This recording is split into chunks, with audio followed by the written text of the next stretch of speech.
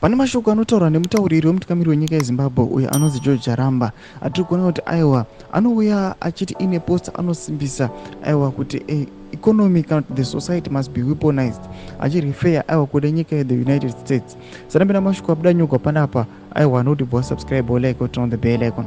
Panapa pane post inopostewa aiwa from the United States yakanyogwa chinzi in the US gun wounds are the leading cause for deaths in young people from the age 18 and youngster. The Democrats government is teaching kids how to stop bleeding. Noma pictures anga postwa by a post in the United States anyora achiti live by the gun and you die by the gun. The US economy is anchored upon violence. It thrives on production of weapons in what they call the military industrial complex, which produces weapons of war 24/7.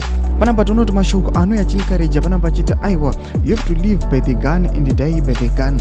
Aiwa mashoko aya anyasoratidza kuti these guys aiwa their brains they are very crooked, they are very confused. How come you can say kuti aiwa a society anozoti yakaona sununguko woita aiwa you must live by the gun and die by the gun? We know kuti our society yakaona rusununguko nekuda kwemauto nekuda kwepfuti dzakarwiwa, tiona kuti hoto yakarwiwa tikaona rusununguko. So why do you come uchitaura mashoko ekuti aiwa you must live by the gun? We don't want a society yakadaro. Chimbotidzai mafungiro enyu munoti kudini? Notiona kuti aiwa ndo vakomana vamoziva ava vanonyatsokuziva vanongefambisa mapropaganda ekuti aiwa musatambira paSADC summit panochiwa munhu.